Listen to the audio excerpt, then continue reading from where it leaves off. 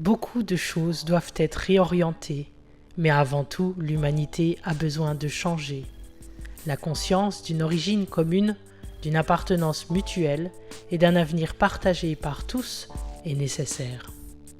Cette conscience fondamentale permettrait le développement de nouvelles convictions, attitudes et formes de vie. Ainsi, un grand défi culturel, spirituel et éducatif qui supposera de longs processus de régénération est mis en évidence.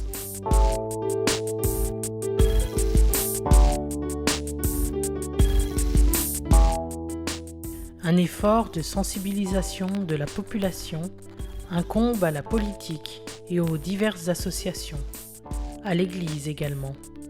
Toutes les communautés chrétiennes ont un rôle important à jouer dans cette éducation.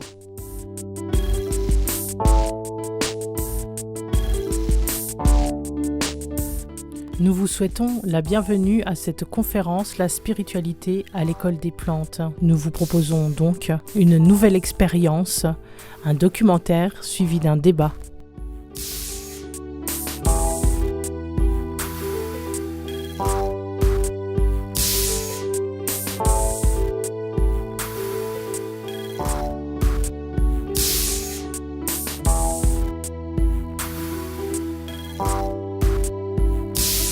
Avec Aurélie, nous nous sommes posé cette question. Mais quelle plante allons-nous présenter ce soir ? Et nous nous sommes dit, il y a celles qu'on piétine tous les jours, qu'on voit à travers même les trottoirs, qu'on voit un peu partout. Elles sont là, ces plantes-là. Alors nous sommes partis avec notre caméra et nous avons filmé et nous vous les présentons.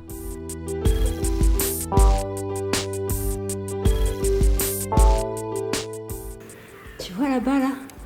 Allez, viens, je t'emmène, on va faire un tour, on va découvrir plein de choses.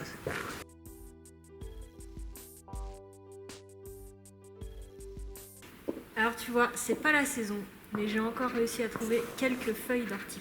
Je vais te montrer à quoi ça ressemble.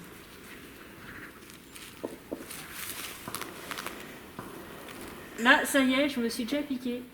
Là, les petits poils urticants. Paraît-il que si tu les prends à rebrousse-poil, tu ne te piques pas. Personnellement, j'y arrive pas. Donc l'ortie, c'est une plante vivace. Donc on la trouve principalement dans les décombres, dans les sols riches et surtout dans les zones humides. L'ortie aime l'humidité, contrairement au pissenlit. Donc potentiellement, ça veut dire qu'on ne trouvera pas de l'ortie là où il y a du pissenlit et vice-versa. Pour l'ortie, donc on récolte les jeunes feuilles au niveau des sommités, donc au niveau du haut de la tige, il y a souvent un petit groupe de jeunes feuilles. C'est ces feuilles-là qu'on va consommer parce qu'elles sont plus tendres et beaucoup plus riches en nutriments en fait. Comme la plante envoie un maximum de sève jusqu'au bout, c'est elle qui fait réceptacle en fait. L'ortie en fait, elle est hyper intéressante par exemple pour les végétariens. Ou les véganes, parce qu'en fait elle est riche en protéines. Donc du coup, et même pour les gens qui font de l'anémie, qui n'ont pas suffisamment d'apport en protéines, elle va être très riche. C'est-à-dire que l'ortie, on peut la récolter, la faire sécher, la garder au même titre que n'importe quel aromate dans sa cuisine et en mettre à tout va dans une sauce, dans une soupe. Séchée, elle n'aura pas le goût qu'elle a quand on la récolte fraîche, mais elle apportera des protéines de la même façon.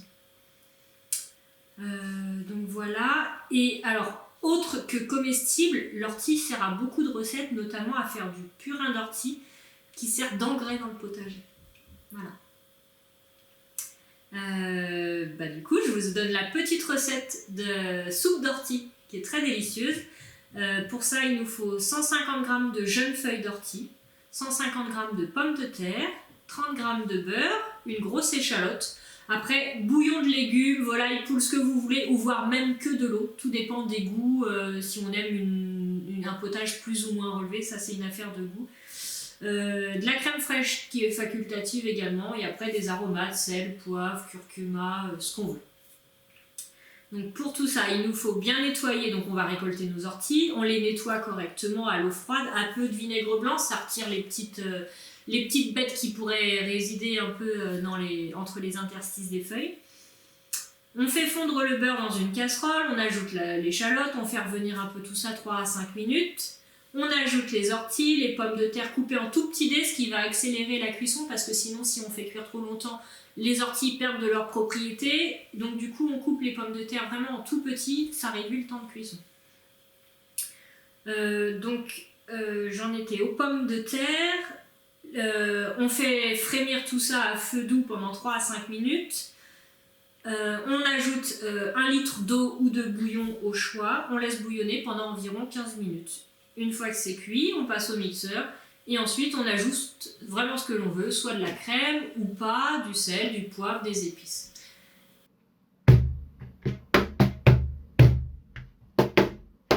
Et petite achillée dans le trottoir, comme quoi on en trouve partout. Hop, là, elle est juste là, il y en a même 2.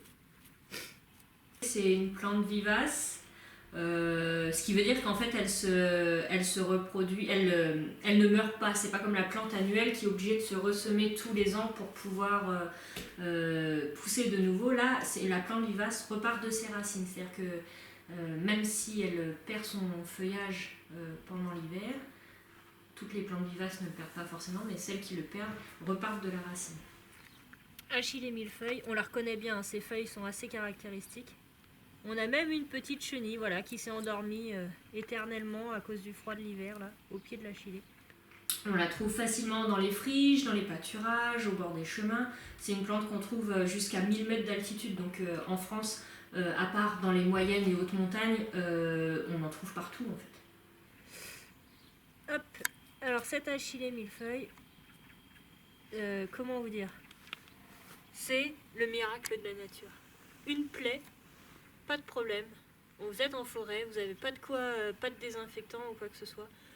On prend les feuilles, on les frotte sur la plaie et en fait elle a la propriété d'être bactéricide. Alors ça. Donc bactéricide tout simplement qui tue les bactéries. Et cicatrisante. Donc dans l'urgence, un petit peu d'achillée millefeuille en attendant de pouvoir se soigner avec les produits pharmaceutiques. Voilà. Ça c'est magique. Ce qui nous intéresse, ça va être les fleurs principalement. Parce que les fleurs, donc elle est en floraison de juin à septembre. Et les fleurs, on peut les utiliser en infusion. Oui. Et donc, alors soit fraîches, et on infuse directement, soit on peut en récolter, faire sécher, souvent au soleil parce que l'eau s'évapore, elle ne garde pas d'humidité, la plante est bien séchée. S'il n'y a pas possibilité, on met le four en température très basse et on laisse dans le four, on surveille régulièrement pour voir que la plante est vraiment bien sèche. On garde ce qu'on appelle la sommité fleurie. C'est pas que la fleur, parce qu'en fait c'est des fleurs qui sont tellement petites qu'on ne pourrait pas les retirer une à une. On garde la sommité, c'est-à-dire l'extrémité de la fleur avec une toute petite partie de la tige et des petites tiges qui se regroupent entre chaque petit pétale. Donc ça c'est la sommité fleurie, c'est la différence avec une fleur, comme par exemple on va prendre l'exemple d'une rose où on peut couper que la fleur, là c'est une grosse tige sur une grosse fleur. La sommité fleurie, ça s'appelle comme ça sur les plantes qui ont des toutes petites fleurs. Donc la sommité fleurie, on va l'utiliser en infusion. Et ses propriétés, en fait, c'est qu'elle est bactéricide, elle est tonique pour le système nerveux et surtout, elle a des propriétés anti-épileptiques. Alors, c'est pas un médicament, ça reste à des valeurs très modérées, mais disons que ça peut accompagner un traitement. Et du coup, une petite recette pour faire une huile cicatrisante, c'est on prend donc des sommités fleuries, on les met dans un bocal en verre, on les recouvre avec de l'huile d'olive, donc il n'y a pas de quantité de mesure à avoir réellement, on récolte la quantité qu'on estime nécessaire, on met dans un bocal, on recouvre d'huile et on laisse 8 jours au soleil. Voilà, ça macère 8 jours au soleil et à partir de ce moment-là, l'huile est utilisable sur les plaies. Avec Aurélie, on s'est dit que si on ne posait plus notre regard sur cette plante, c'est que peut-être il fallait changer de regard, justement. Alors allons faire un tour du côté de la Bible pour voir ce que peut apporter le regard. Évangile de Jésus-Christ selon saint Luc. Entré dans la ville de Jéricho, Jésus la traversait. Or, il y avait un homme du nom de Zachée. Il était le chef des collecteurs d'impôts et c'était quelqu'un de riche. Il cherchait à voir qui était Jésus, mais il ne le pouvait pas à cause de la foule, car il était de petite taille. Il courut donc en avant et grimpa sur un sycomore pour voir Jésus qui allait passer par là. Arrivé à cet endroit, Jésus leva les yeux et lui dit « Zachée, descends vite, aujourd'hui il faut que j'aille demeurer dans ta maison. » Vite, il descendit et reçut Jésus avec joie. Voyant cela, tous récriminaient. Il est allé loger chez un homme qui est un pécheur. Zachée, debout, s'adressa au Seigneur. « Voici, Seigneur, je fais don aux pauvres de la moitié de mes biens, et si j'ai fait du tort à quelqu'un, je vais lui rendre 4 fois plus. » Alors Jésus dit à son sujet, « Aujourd'hui le salut est arrivé pour cette maison, car lui aussi est un fils d'Abraham. En effet, le Fils de l'homme est venu chercher et sauver ce qui était perdu. » Alors, pour la conférence de ce soir, vous allez me dire, les orties on connaît par cœur, l'achillée on l'a vu aussi de nombreuses fois, et là, l'évangile avec Zachée, effectivement encore un évangile connu. Rien de neuf sur le soleil. Sauf que il y a des liens comme ça que nous pouvons vivre et faire qui peuvent être peut-être amenés à un petit plus tout simplement. Dans l'évangile de Zachée, il y a une part importante qui est donnée au regard que Jésus a à Zachée. Ça va changer fondamentalement Zachée. Ce regard auquel Zachée ne s'attend pas, lui il voulait juste voir Jésus. Il ne s'attendait pas forcément à un retour de Jésus qui vienne le regarder. Et quand Jésus l'a regardé, Zachée a été converti. Parce que Jésus a posé un regard sur lui. Et pas n'importe quel regard, un regard d'amour. Et donc, c'est peut-être le premier point de cet évangile qui a été déjà dit plein de fois. Mais finalement, quel lien pouvons-nous faire avec la nature, qui plus est les plantes, le regard? Est-ce que finalement nous regardons ces plantes qui sont si banales, sur lesquelles on va venir même marcher? Est-ce que nous posons encore un regard et une curiosité sur ces plantes-là? Et c'est peut-être le premier axe qu'on pourrait retrouver dans l'évangile. Posons-nous un regard d'amour sur ces plantes, un regard bienveillant, ou les traitons-nous de mauvaises herbes? Parce que finalement les orties ça pique, c'est pas quelque chose qu'on irait chercher comme ça à pleine main. Le deuxième point qui me semble aussi intéressant à traiter, c'est l'énergie de Zachée. Zachée est monté. Il est monté sur le sycomore, il voulait voir Jésus, il avait cette envie qui venait du fond du cœur et il est monté sur le sycomore. Alors vous voyez, je suis montée aussi jusqu'au chemin de croix, le Schimberg à Reyerswiller, et c'était aussi peut-être pour illustrer cela, dans quelle énergie mettons-nous à faire les choses? Avons-nous envie tout simplement de nous intéresser à ces plantes, de mettre notre énergie dedans pour y découvrir quelque chose qui est fantastique, parce que dans ces plantes, il y a de la vie, il y a de l'amour, il y a la création du Père qui est dedans. Le Père a créé tout cela, et cela c'est pour nous. Donc c'était le deuxième point, moi, qui me semblait intéressant à parler ce soir avec vous. Posons-nous, quel regard posons-nous sur ces plantes? Parce qu'elles ont plein de choses à nous apprendre. Et quelle énergie mettons-nous à vouloir comprendre et aller dans ce changement-là? C'est ce qui est pour moi ressort de cette recherche que j'ai faite autour de ces plantes et de cet évangile. Ce sont deux questions. Quel regard et quelle énergie pouvons-nous mettre dedans? On va repartir tout de suite avec Aurélie qui est allée chercher d'autres plantes. On espère que vous y ferez quand même quelques découvertes finalement. Mais en tout cas, on sait aussi que c'est pas mal de plantes connues. Mais après cette vidéo, on aura un temps de débat. Et ce temps-là sera le temps crucial. Mettez vos questions de côté pour qu'on puisse travailler tous ensemble.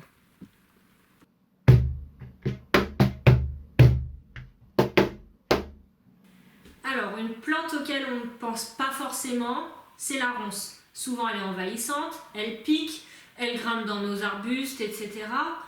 Elle nous dérange dans notre jardin. Alors là, tu vois, on a un beau spécimen, une belle ronce. Donc, tu vois qu'il y a des feuilles encore bien vertes. Et on garde une partie, tu as une autre partie, je ne sais pas si tu peux voir, qui devient un peu plus pourpre. Ça, c'est des feuilles qui vont tomber hein, au printemps. Elles vont se régénérer. Oui, mais la ronce. Toutes les espèces de ronces sont comestibles. C'est une plante très mellifère qui attire beaucoup les abeilles. Et en plus, c'est elle qui nous produit les fameuses petites mûres. Alors il est préférable de manger ce qui est en partie en hauteur, parce que ce qui est au sol, souvent, tu as le renard qui passe et qui peut apporter pas mal de maladies, donc il faut se méfier par rapport à ça. Et les feuilles, tu peux les mettre en infusion. Elles ont des propriétés fantastiques. Les mûres sauvages, comme on l'entend parfois, recette de gelée aux mûres sauvages. Bah justement, vous pouvez vous permettre de faire vos recettes en récoltant les mûres. Elles se récoltent de août à septembre. On les ramasse en hauteur parce qu'en bas, potentiellement, les renards passent, urinent et peuvent apporter des maladies. Donc on essaye toujours de récolter un peu plus haut. Et on peut en faire des salades de fruits, des tartes, des gelées ou du sirop.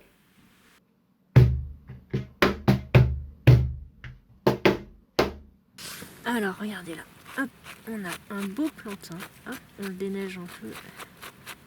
Ça c'est juste ce qui va redémarrer au printemps. Donc en fait, là on prend vraiment toute la tige du plantain. Ça va peut-être pas marcher hein, parce que là elle est quand même raide de gel. C'est pas la souplesse de l'été, là elle casse hein, facilement. Donc on tourne autour. On prend les deux tiges. On se met comme un lance-pierre. Là ça va pas marcher parce que elle a pris trop d'humidité. C'est pas une tige fraîche comme en été. Hop, ça marche un peu. Alors le plantain, c'est cette plante vivace que l'on trouve un peu partout en France, qui a ses feuilles très allongées comme on a pu le voir. Le plantain, donc comme je vous ai expliqué sur la petite vidéo là, vous voyez, on prend la tige, on peut faire des tire-boulettes. Ça c'est rigolo pour les enfants. C'est le petit côté un peu ludique de la plante. Ça c'est juste ce qui va redémarrer au printemps, c'est la base qui reste l'hiver. Et au printemps, en fait, les feuilles là, elles vont s'allonger. Et hop, hop, hop, hop, hop, ça va devenir une plante qui peut devenir haute comme ça, qui fait des grandes tiges. Et au bout, on a une petite... alors, on peut appeler ça une fleur, même si nous, communément, on a l'habitude de voir des fleurs qui sont colorées. Là, ça reste une fleur brune, en fait. Dans le plantain, donc, on peut récolter les feuilles. On les récolte presque toute l'année, puisque c'est une plante vivace qui ne perd pas ses feuilles, qui est persistante, qui ne perd pas ses feuilles l'hiver. Donc, on peut en récolter quasiment toute l'année. Bien que l'hiver, souvent, elle se met en repos végétatif, donc il y a beaucoup moins de nutriments dedans, mais à souhait, on peut. Le meilleur, ça reste quand même les jeunes feuilles, qui se mangent crues en salade. Et les feuilles un peu plus vieilles, celles-ci, elles sont moins tendres, donc on va plutôt les ajouter avec d'autres légumes ou en soupe. Voilà. Pour une petite recette, pour un plat, par exemple, on peut faire un gratin de chou-fleur au plantain. Donc on va préparer un gratin comme d'habitude, c'est-à-dire qu'on va faire cuire préalablement le chou-fleur, on va préparer sa petite béchamel, et au moment d'accommoder tout ça, en fait, au moment de la préparation de la béchamel, avant on va hacher une poignée au hasard, hein, la quantité qu'on a vraiment envie d'ajouter, il n'y a pas de quantité spécifique. Une poignée de jeunes feuilles de plantain qu'on va hacher, qu'on va incorporer à la béchamel. On va dresser notre plat de chou-fleur de béchamel, recouvrir éventuellement d'un petit fromage râpé. Et là, on passe à 180 au four pendant 20 à 30 minutes. Et le gratin est prêt.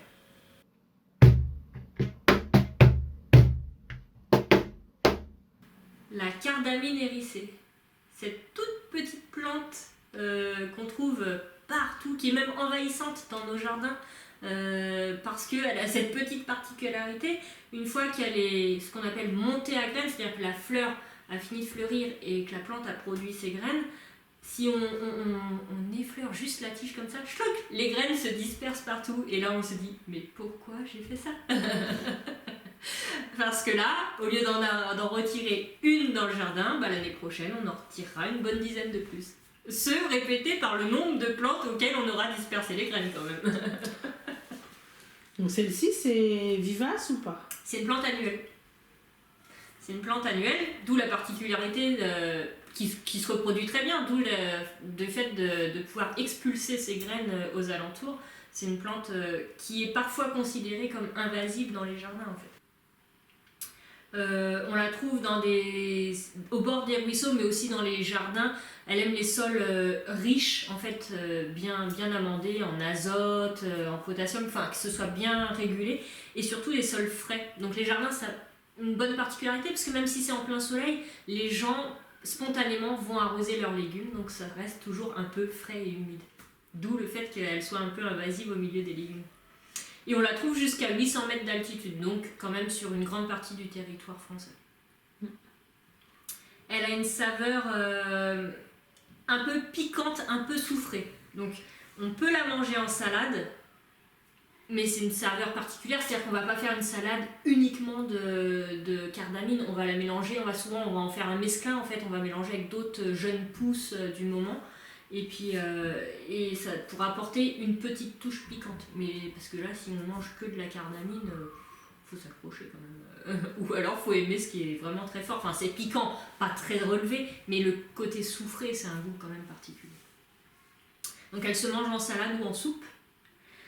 On récolte pareil, ça s'appelle des rosettes parce que ça fait une petite touffe un peu ronde, donc on appelle ça une rosette. Et la rosette elle se récolte au début du printemps, pareil parce que les jeunes feuilles sont plus tendres que si on les récolte un peu plus tard dans l'été. Puis si tu as dit qu'elles montaient vite en graines, donc du coup il faut les cueillir assez tôt avant qu'elles montent en graines. Oui, même avant qu'elles fleurissent en fait, parce que une fois qu'elle fleurit, elle va donner son énergie, la sève va avoir tendance à monter jusqu'en haut de la sommité fleurie, et fournir tout ça pour pouvoir nourrir toute cette tige, donc du coup moins de sel dans les feuilles et donc beaucoup moins tendre. Donc voilà, donc j'ai dit elle se mange en salade ou en soupe, on la récolte donc au début du printemps, et donc ses particularités c'est qu'elle est stimulante, elle est diurétique, donc elle nous permet d'uriner plus facilement pour éliminer l'excédent d'eau en quelque sorte. Elle est également expectorante et elle est riche en vitamine C. Toutes les plantes que vous a présentées Aurélie ce soir, finalement fonctionnent comme toutes les plantes sur la terre, comme les arbres, comme tout ce que nous mangeons qui vient de la terre, de la création du Père. C'est des éléments de la création qui ne répondent pas à notre désir d'immédiateté, parce que ça prend du temps pour pousser, pour les conserver, ça prend du temps pour sécher, ça prend du temps pour cueillir. Il y a cette question du temps, qui est une question d'ailleurs très contemporaine. On manque tous de temps, on manque de temps pour plein de choses. Et la création nous montre en fait que tout est question de temps, mais de prendre le temps de faire les choses. Et donc peut-être d'entrer dans un autre style de vie, que Pierre Rabhi d'ailleurs nomme très aisément la sobriété heureuse. Et donc il y a peut-être quelque chose d'heureux à retrouver dans un style de vie plus sobre, plus lent, qui prend peut-être plus le temps. Et le pape l'illustre aussi, et je vais vous lire juste à l'instant le numéro 222 de l'encyclique Laudato Si qui va reprendre cette sobriété. La spiritualité chrétienne propose une autre manière de comprendre la qualité de vie et encourage un style de vie prophétique et contemplatif capable d'aider à apprécier profondément les choses sans être obsédé par la consommation. Il est important d'assimiler un vieil enseignement présent dans diverses traditions religieuses et aussi dans la Bible. Il s'agit de la conviction que moins est plus. En effet, l'accumulation constante de possibilités de consommer distrait le cœur et empêche d'évaluer chaque chose et chaque moment. En revanche, le fait d'être sereinement présent à chaque réalité, aussi petite soit-elle, nous ouvre beaucoup plus de possibilités, de compréhension et d'épanouissement personnel. La spiritualité chrétienne propose une croissance par la sobriété et une capacité de jouir avec peu. C'est un retour à la simplicité qui nous permet de nous arrêter pour apprécier ce qui est petit, pour remercier des possibilités que la vie offre, sans nous attacher à ce que nous avons, ni nous attrister de ce que nous ne possédons pas. Cela suppose d'éviter la dynamique de la domination et de la simple accumulation de plaisir. Et voilà, la boucle est bouclée. puisque cette sobriété, comme le nomme Pierre Rabhi, sobriété heureuse, mais qui est repris par la Bible, qui est repris par le pape François, est quelque chose d'heureux. Ça paraît contradictoire dit comme ça, parce que sobriété, ça pourrait rimer avec, ça va rimer avec moins d'affaires, moins de choses, mais pourquoi cela nous rend-il plus heureux? Et c'est peut-être quelque chose pour nous tous d'ailleurs, à essayer d'entrer dans ce système-là, pour, comme on se satisfait de petites choses, tout devient un plaisir et une joie. Et d'ailleurs, c'est le chapitre de l'encyclique où j'ai trouvé ce passage, s'appelle Joie et paix. Et ça, c'est peut-être une dimension spirituelle des plantes, de nous apprendre à reprendre le temps, à nous satisfaire de petites choses, parce que c'est vrai que quand on voit les fleurs s'ouvrir, tourner avec le soleil, il y a des petites choses magiques comme ça, ça procure de la joie, et donc elles sont source de joie. Et donc cette sobriété sera aussi source de joie.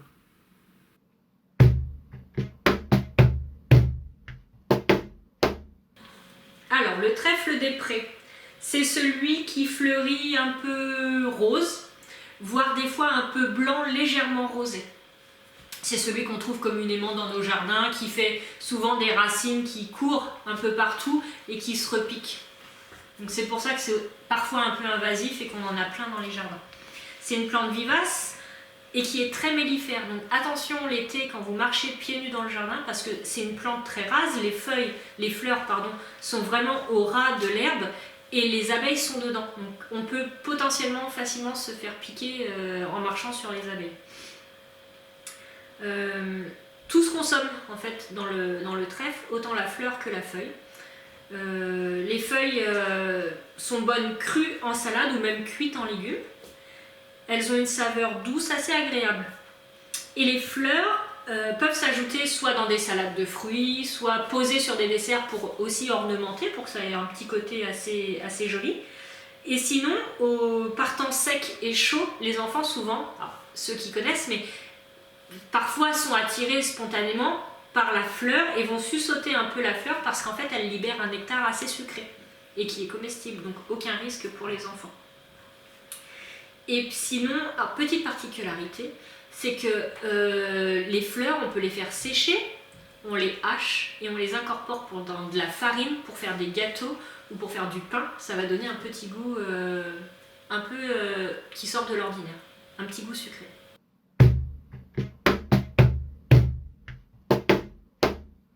Le pissenlit, qui ne connaît pas le pissenlit? On en trouve partout, c'est une plante vivace qui pousse sur tous les terrains, dans les prés, sur le bord des chemins, dans les prairies de montagne jusqu'à 3000 mètres d'altitude.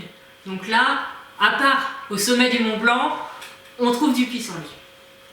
Voilà, c'est une plante qui se plaît partout mais qui n'aime pas les sols très humides. Voilà. Donc on ne les trouvera pas dans les marais ou trop au bord des ruisseaux, mais sinon on le trouve partout. C'est une plante très très mellifère. Au printemps, quand la plante est en fleur, on voit énormément d'abeilles autour de ces plantes, parce que la fleur est très sucrée. Toutes les variétés de pissenlit sont comestibles. Donc pas besoin d'aller s'embêter à définir telle ou telle variété se consomme. Toutes sont comestibles, plus communément le dent de lion, mais il n'y a pas besoin de s'inquiéter sur la variété du pissenlit. Quand on cueille les feuilles de pissenlit, on les cueille au printemps, donc on reparle d'une rosette, parce qu'il y a en fait la racine est un pivot et toutes les feuilles poussent tout autour de ce pivot. Donc les rosettes on les cueille au printemps quand les feuilles sont tendres, avant la floraison, et pour les récolter on les coupe au collet. Le collet c'est ce qui détermine en fait la limite entre les feuilles et la racine. Donc on coupe là avec une lame, avec un couteau, et ce qui permet à la plante de repartir à partir de la racine.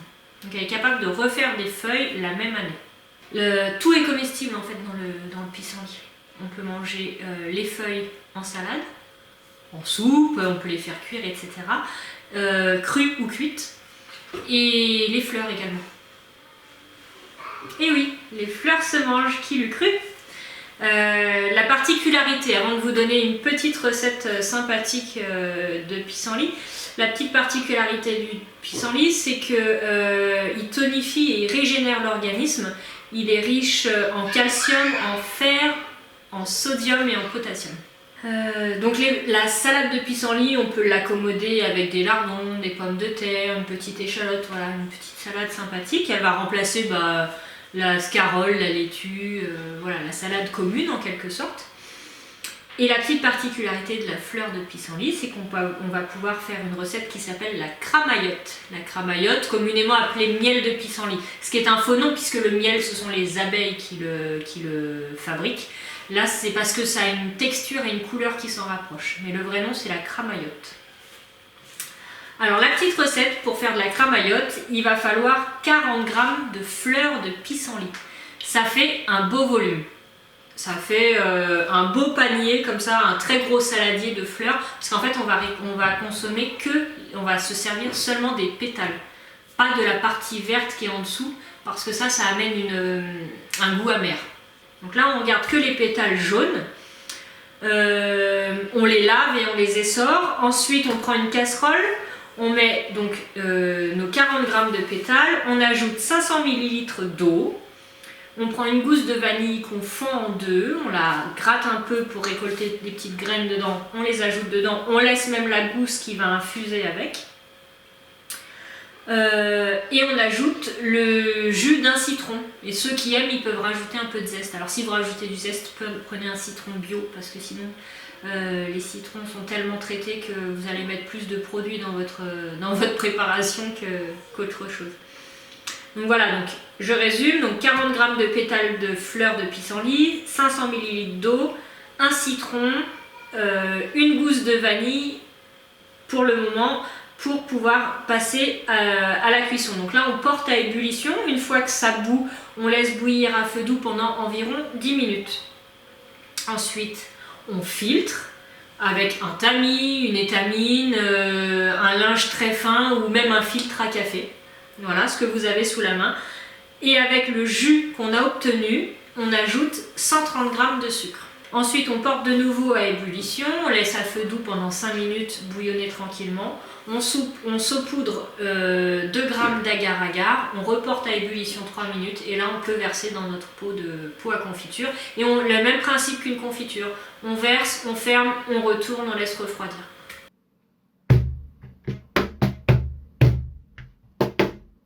Alors maintenant on va parler de la bourrache. Et la bourrache est une plante annuelle. Donc on en trouve de façon sauvage, mais on en trouve aussi des graines dans le commerce qu'on peut semer dans nos jardins. Donc voilà, c'est une plante qui est très rustique, qu'on trouve dans les décombres, au bord des chemins. Et elle a une particularité, c'est qu'elle est très mellifère. Donc, très mellifère, c'est-à-dire qu'en fait, elle attire beaucoup les abeilles et surtout elle contient beaucoup de nectar que les abeilles peuvent butiner pour pouvoir produire du miel. Ça c'est très intéressant, c'est-à-dire qu'elle ne profite pas qu'à nous, cette plante, elle profite aussi aux insectes. Donc voilà, c'est une plante, en fait elle a une petite particularité, c'est qu'elle a une saveur iodée qui se rapproche un peu de l'huître. Donc voilà, alors on récolte les jeunes feuilles parce qu'elles sont tendres. Une fois que souvent on fait la différence des jeunes et des plus vieilles feuilles par leur couleur. Les jeunes feuilles qui sortent au printemps sont vert tendre, alors qu'après elles deviennent un vert un peu plus foncé. Donc c'est un peu ce qui fait la différence quand on parle de jeunes feuilles et de feuilles un peu plus matures. Donc voilà, les jeunes feuilles on peut les récolter au tout début du printemps.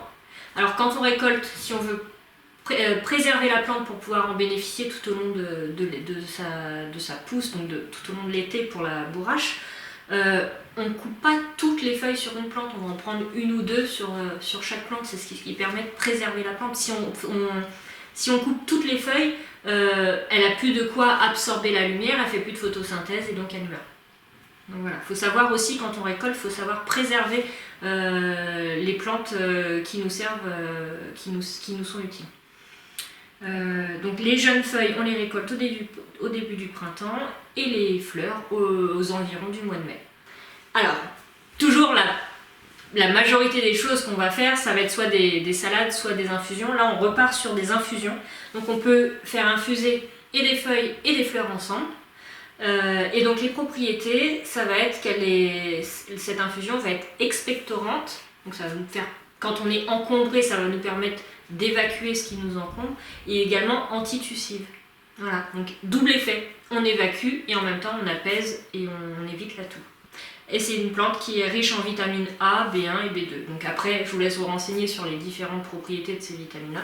Mais ce sont des vitamines dont on a besoin au quotidien en apport via notre alimentation, etc. Donc des gens qui potentiellement sont en carence peuvent se référencier à ça. Alors me revoilà devant la caméra pour une troisième intervention. Alors la première, c'était autour de Zaché, le regard d'amour et l'énergie qu'il met pour monter sur le sycomore. Et on a vu que dans la contemplation de la création, dans notre manière d'intervenir auprès des fleurs, on y découvre déjà une petite clé. Alors certes très connue, mais voilà, c'était une clé qui méritait le fait d'avancer, d'ouvrir une porte en plus. Et dans la deuxième intervention, c'était plutôt la sobriété heureuse qui était évoquée, les choses simples qui peuvent nous rendre finalement très heureux, et le rythme de vie des fleurs qui nous permet, peut-être, on l'a vu aussi pendant le premier confinement, qu'en ralentissant, c'était plus en adéquation avec notre propre corps, avec notre propre âme, qui n'est pas dans cette accélération que nous vivons par le travail et que nous ne choisissons pas forcément de vivre. C'est pas quelque chose que nous avons choisi. Dans cette troisième intervention, je voulais aller encore plus loin. Alors déjà en notant une petite chose dans l'intervention d'Aurélie qui est pour moi quelque chose d'essentiel. Vous avez remarqué, quand elle coupe le pissenlit, elle parlait bien de couper au collet pour permettre une repousse de la plante. Et quand elle parlait de la bourrache, elle parlait de prendre quelques feuilles pour permettre la continuité de la photosynthèse de la fleur et de ne pas altérer la fleur pour qu'elle puisse continuer à se développer. D'une certaine manière, elle parlait d'un prendre soin de ces plantes qui nous sont données parce que nous n'avons pas à les exploiter, mais à en prendre soin. Et dans ce prendre soin-là, ça m'a fait tilt avec un passage de la Bible qui se trouve dans la lettre de Saint Paul apôtre aux Éphésiens, qui est « Jamais personne ne méprise son propre corps. Au contraire, on le nourrit, on en prend soin. C'est ce que fait le Christ pour l'Église. » Et dans ce passage biblique du prendre soin, je me suis dit, effectivement, on nourrit en nourrissant notre corps, d'une certaine manière, on entre déjà dans le soin. Mais avons-nous conscience, finalement, dans quelle chaîne nous entrons? Parce que quand nous nous nourrissons, nous digérons, et donc tout ce que nous avons mangé va retourner à la terre. Et je vais vous donner un exemple simple qui m'a touchée particulièrement en termes d'écologie, ça va même plus loin que les plantes, finalement. C'est quand on prend un médicament, on l'ingère, il va être digéré, le principe actif va être libéré. En se libérant, il va faire son action, il va donc se transformer une nouvelle fois, et cette transformation va atterrir dans les urines ou dans les selles, et ça va finir dans les toilettes, dans les centres d'épuration.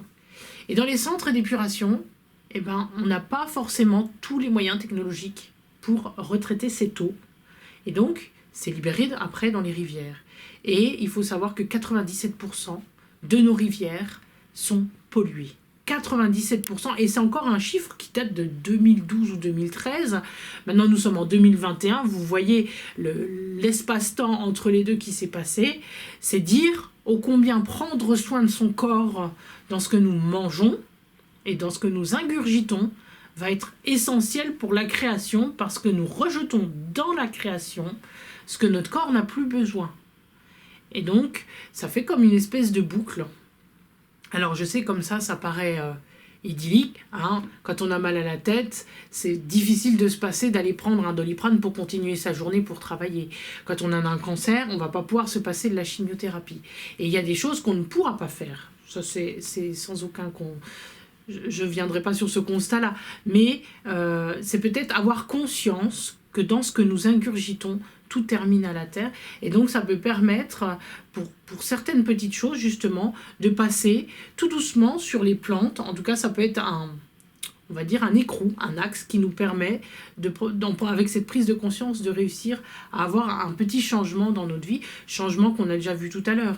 Mais je souhaitais aussi, par rapport à ce changement, amener un petit bémol, parce que souvent, quand on est jeune, on est tout feu, tout flamme, on aimerait changer plein de choses, et on se rend compte à l'arrivée que c'est très difficile de changer des choses, parce qu'on a des habitudes qui sont ancrées en nous, par rapport à notre éducation, par rapport à ce qu'on a connu, par rapport à l'entourage avec lequel on vit. Et donc, c'est pas forcément évident d'amener un changement en termes d'écologie, en termes de vie, en termes tout ça, ça reste assez compliqué. Et même si on en a conscience, le changement n'arrive pas forcément avec.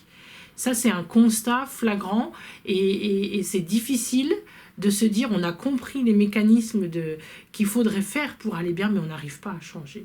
Et ce soir, cette vidéo, elle a en aucun cas pour but de dire là c'est pas bien, là faut faire ça.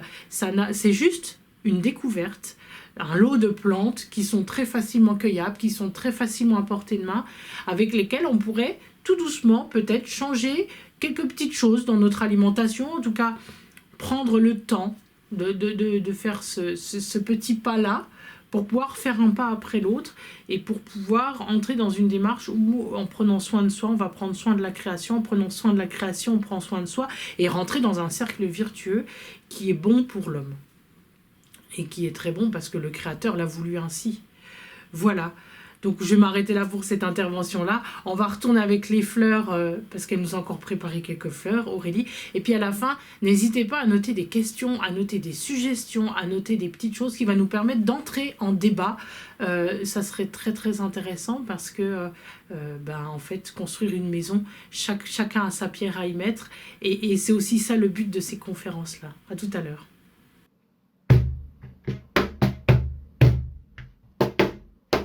Et oui, en fait, au détour d'une petite balade en forêt, on peut retrouver un arbre caduc, ça veut dire qu'il perd ses feuilles l'hiver. C'est pourquoi on va également s'en occuper pendant le printemps ou l'été, pour pouvoir préparer nos recettes pour l'hiver. Donc l'arbre en question, c'est le hêtre. Alors le hêtre, une petite astuce pour le hêtre, pour pouvoir le reconnaître, parce qu'il se différencie très peu visuellement quand on ne connaît pas avec le charme. Donc le charme d'Adam, c'est d'être à poil. N'y voyez aucune idée mal placée, je parle des feuilles. Donc les feuilles de charme sur le bord vont être dentelées, donc le charme d'Adam, les feuilles de charme sont Adam, c'est d'être à poil, les feuilles de hêtre sont poilues sur le contour. Donc le charme d'Adam, c'est d'être à poil. Voilà, une petite phrase pour pouvoir se souvenir de la différence de ces deux arbres. Parce que leurs feuilles se ressemblent extrêmement beaucoup quand on ne les connaît pas. Voilà, la petite anecdote. Le hêtre, on peut le trouver même en ville, parce qu'en fait on peut le maintenir en haie, au même titre que quand on parle d'une haie de charmille, c'est une haie de charme en fait.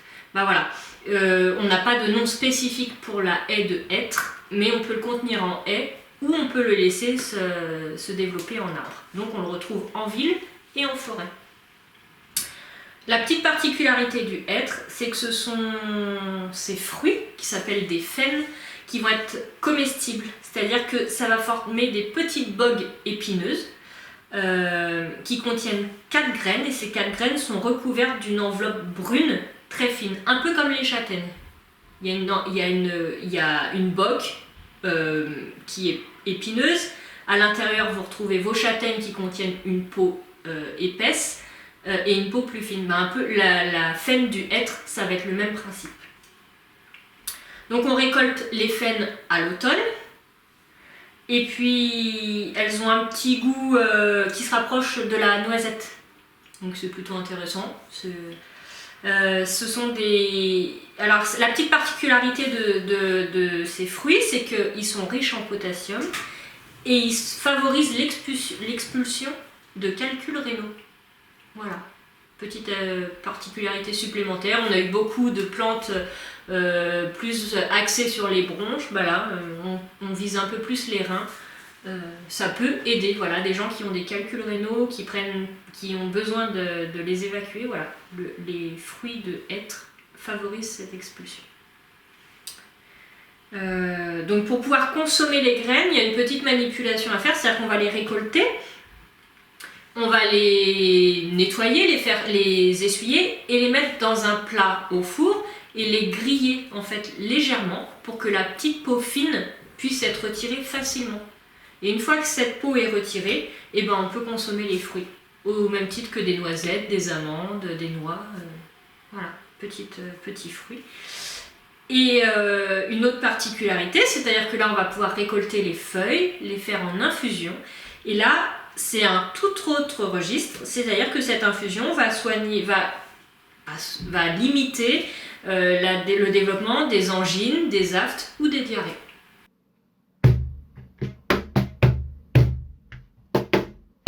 Alors, l'oxalis, on peut lui donner le nom de Alléluia parce qu'en fait, il fut un temps où les feuilles étaient récoltées au moment de Pâques. Voilà, d'où son nom. C'est une plante vivace qui vit en sous-bois humide, ombragé, jusqu'à 1800 mètres d'altitude. Donc, on peut en trouver potentiellement dans toute la France, mais elle est surtout très commune en Alsace et en Lorraine. Donc, on peut facilement la trouver dans nos forêts. Les feuilles sont particulières, elles sont formées de 3 folioles en forme de cœur qui se replient le soir et la nuit. Elles ont cette petite particularité-là, ce qui leur permet de durer plus longtemps, parce qu'elles se mettent en repos en quelque sorte. Ces feuilles ont une saveur acidulée, et en fait elles ont la particularité, quand vous êtes en forêt, que vous marchez, vous faites une randonnée, elles sont rafraîchissantes. Donc vous avez un petit coup de soif, vous n'avez plus trop d'eau dans votre gourde, vous voulez économiser un petit peu, etc. parce que vous avez encore un peu de chemin, vous n'avez pas bien anticipé. Vous avez de l'oxalis sur votre chemin, hop, vous pouvez en mâcher quelques feuilles, ça va vous rafraîchir un peu. Et c'est une source de vitamine C, ce qui n'est pas négligeable. Donc son côté comestible, où on peut l'incorporer donc dans des recettes, on va pouvoir incorporer dans une mayonnaise, dans des vinaigrettes, ou simplement faire un petit mesclin ajouté à une salade. Voilà. Et sinon, on peut la faire cuire également et on la rajoute dans des potages, dans une omelette. Et c'est une plante qui s'accommode très bien avec les poissons.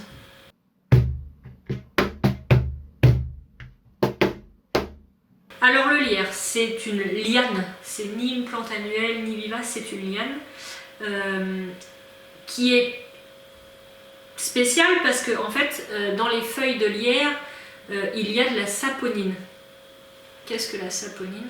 En fait, elle nous sert à faire une sorte de savon et donc on va pouvoir réaliser une lessive au lierre. Fabriquer sa lessive maison à base de lierre.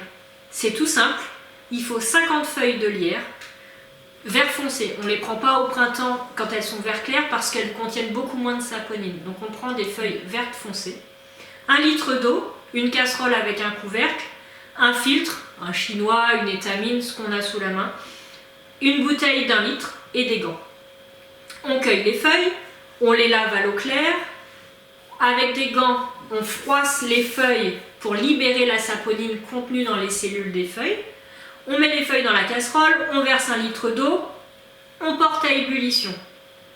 On laisse bouillonner à feu doux pendant environ 15 minutes, on arrête la cuisson, on met le couvercle et on laisse macérer 24 heures. Au bout de 24 heures, on filtre, on met en bouteille et la lessive est prête. Même dosage qu'une lessive industrielle. La lessive, on peut la conserver environ 3 semaines à 1 mois à l'abri de la lumière. Et si on en veut en faire d'avance, on peut congeler. Mais comme c'est facile à réaliser que le lierre, on en a toute l'année, c'est à portée de main.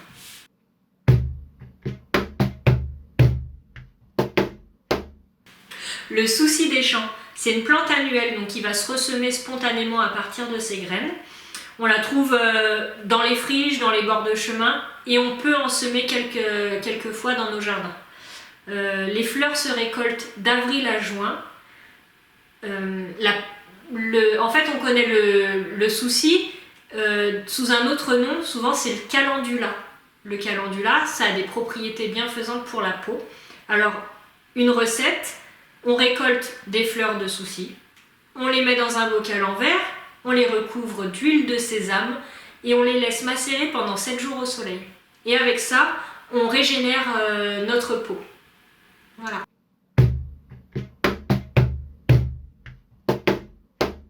La feuille ressemble étrangement à celle de l'ortie.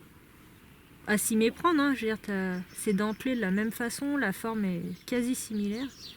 T'as aucun poil urticant sur la tige. Ça, c'est du lamier blanc. Ça a d'autres propriétés que l'ortie. On va voir ça un peu plus tard.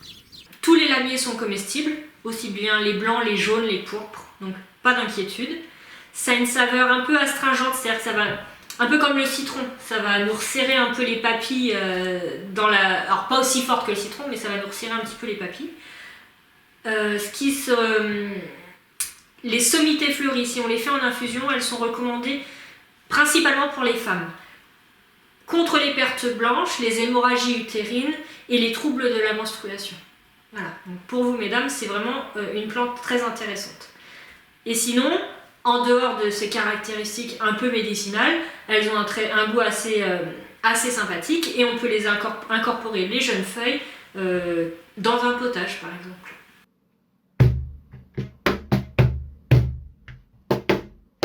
Alors le pourpier, c'est une plante annuelle. On la voit apparaître fin mai seulement dans nos jardins. Souvent on la prend pour une petite plante grasse qui rampe au sol et qui est parfois difficile à retirer parce que ça fait plein de petites racines sous les tiges. Alors en fait c'est une plante annuelle, c'est pas du tout une plante grasse et elle aime les terrains sableux. Et ça c'est une très bonne salade d'été. Elle a une saveur douce, légèrement acidulée. Les tiges et les feuilles se consomment, elles ont un petit goût croquant du fait de cet aspect un peu de plante grasse. Et donc on la mélange en salade, on en fait un petit mesclin. Elle accompagne très bien les crustacés et elle s'associe à la plupart des légumes. Et des fois quand on veut épaissir une soupe, plutôt que de mettre une pomme de terre comme féculent ou quoi que ce soit, si on veut quelque chose d'un peu moins calorique, on peut ajouter du pourpier. Ça épaissit la soupe. Et la particularité du pourpier, c'est qu'elle est riche en acides gras, en oméga 3, en magnésium, en calcium, potassium et phosphore, et en vitamines A, C et E. Et voilà, notre soirée sur le thème la spiritualité à l'école des plantes arrive à son terme, enfin en tout cas à son terme au niveau de cette vidéo, puisque nous allons nous retrouver juste après. Et pour terminer, je voulais juste reprendre le numéro 220 de l'encyclique du pape Laudato Si, justement. Cette conversion suppose diverses attitudes qui se conjuguent pour promouvoir une protection généreuse et pleine de tendresse. En premier lieu, elle implique gratitude et gratuité, c'est-à-dire une reconnaissance du monde comme don reçu de l'amour du Père, ce qui a pour conséquence des attitudes gratuites de renoncement et des attitudes généreuses même si personne ne les voit ou ne les reconnaît. Que ta main gauche ignore ce que fait ta main droite, et ton Père qui voit dans le secret te le rendra. Évangile selon saint Matthieu, chapitre 6, versets 3 à 4. Cette conversion implique aussi la conscience amoureuse de ne pas être déconnecté des autres créatures, de former avec les autres êtres de l'univers une belle communion universelle. Pour le croyant, le monde ne se contemple pas de l'extérieur, mais de l'intérieur, en reconnaissant des liens par lesquels le Père nous a unis à tous les êtres. En outre, en faisant croître les capacités spécifiques que Dieu lui a données, la conversion écologique conduit le croyant à développer sa créativité et son enthousiasme pour affronter les drames du monde en s'offrant à Dieu comme un sacrifice vivant, saint et agréable. Il ne comprend pas sa supériorité comme motif de gloire personnelle ou de domination irresponsable, mais comme une capacité différente lui imposant à son tour une grave responsabilité qui naît de sa foi. Voilà. À vous tous une bonne soirée et merci d'avoir suivi cette conférence.